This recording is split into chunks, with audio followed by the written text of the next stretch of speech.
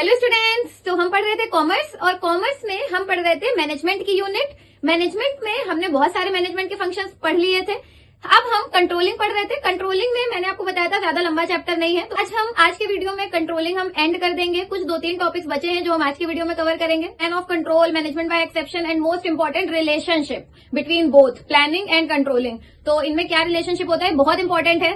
तो relationship is very important. तो चलिए ज्यादा टाइम वेस्ट नहीं करते हैं और वीडियो शुरू करते हैं। आ जाइए। तो पहले हम पढ़ेंगे management by exception, short form में MBE बोलते हैं, तो कंफ्यूज मत हो जाइएगा कि ये क्या आ गया। तो मैनेजमेंट बाय एक्सेप्शन क्या होता है, हम पहले इसकी मीनिंग पढ़ते हैं।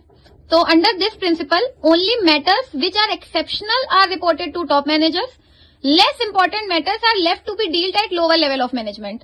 मतलब मैनेजमेंट बाय एक्सेप्शन का मतलब है सिर्फ वो मैटर्स जो बहुत ज्यादा इंपॉर्टेंट है और जो लोअर मैनेजमेंट सॉल्व नहीं कर सकता, उसमें टॉप मैनेजर्स की नीड है। सिर्फ उन्हीं मैटर्स के लिए आपको टॉप मैनेजर्स के पास जाना चाहिए, वरना तो टॉप मैनेजर्स के पास नहीं जाना चाहिए। जो लेस इंपॉर्टेंट मैटर्स हैं, जो वो नीचे लोअर लेवल पे ही डील कर लेने चाहिए, क्योंकि टॉप मैनेजर्स के पास सिर्फ इंपॉर्टेंट और बहुत मोस्ट इंपॉर्टेंट मैटर्स जाते हैं। जो आप अपने लेवल पे सॉल्व कर सकते हो, उनके लिए आपको टॉप मैनेजर्स के पास या टॉप लेवल पे नहीं जाना चाहिए।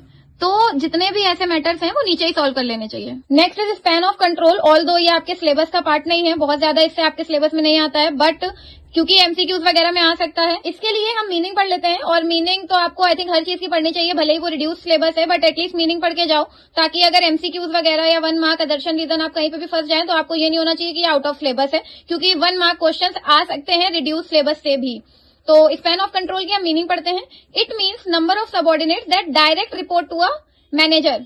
तो स्पैन ऑफ कंट्रोल का मतलब है कि कितने टोटल नंबर ऑफ सबऑर्डिनेट्स हैं जो डायरेक्ट एक मैनेजर को रिपोर्ट कर रहे हैं, उसे ही हम स्पैन ऑफ कंट्रोल कहते हैं। हर मैनेजर की कैपेबिलिटी अलग अलग होती है।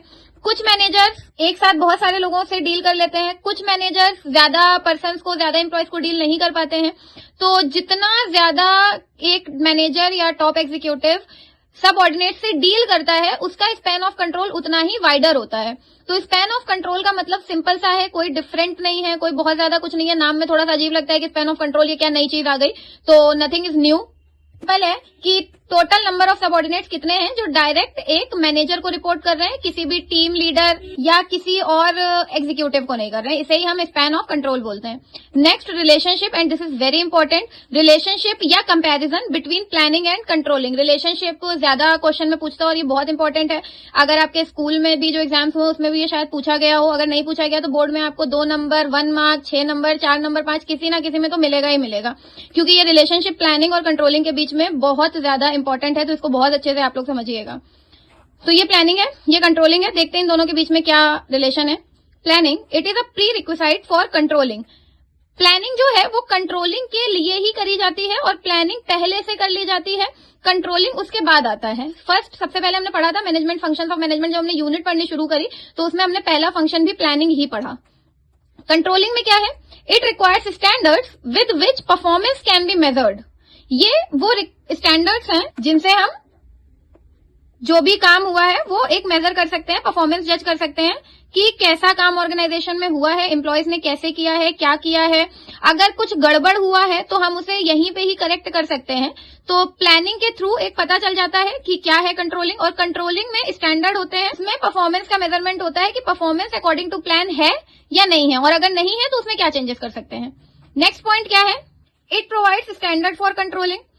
प्लानिंग ही कंट्रोलिंग के लिए स्टैंडर्ड देता है, क्योंकि हम पहले चीजें प्लान करते हैं, हम ऐसे करेंगे, हम ये चीजें करेंगे, हम इस चीज को इस तरीके से करेंगे। कहीं पे घूमने भी जाते हैं तो हम पूरा टूर, पूरी ट्रिप घर बैठे ही प्लान कर लेते हैं कि वहां पहुंच के ये करेंगे, सबसे पहले ये घूमने जाएंगे, ये चीज खाएंगे, ऐसा करेंगे। तो प्लानिंग जो है वो एक स्टैंडर्ड सेट कर देता है कि आपको ऑर्गेनाइजेशनल गोल्स को अचीव करने में जो भी चीजें आएंगी उनको आप कैसे कंट्रोल करेंगे और क्या क्या चीजें आप तब चेंजेस कर सकते हैं, उसे ही हम बोलते हैं प्लानिंग। तो planning provide standard for controlling. Next is controlling. Without planning controlling is blind. आप बिना प्लानिंग के कंट्रोलिंग अगर करेंगे तो वो कंट्रोलिंग अच्छी नहीं होती है। कोई भी काम अगर आप विदाउट प्लानिंग करते हैं तो वो काम सक्सेसफुल नहीं होता है और वो काम ज्यादा बेटर नहीं जाता है। इसलिए बोला जाता है कि कोई भी काम करने से पहले आप चीजों को प्लान कर लें। तो इस वजह से without planning controlling is blind. तो ये हो गया relationship, and this is very important. तो स्टूडेंट्स, ये था आज का वीडियो कंट्रोलिंग के ऊपर, और आज आपका चैप्टर कंप्लीट हो गया, एंड हो गया। अगर कुछ टॉपिक्स बचे हैं तो मुझे कमेंट सेक्शन में बताइए। वीडियो को लाइक करिए, दोस्तों के साथ शेयर करिए और चैनल को सब्सक्राइब करिए। Thank you so much.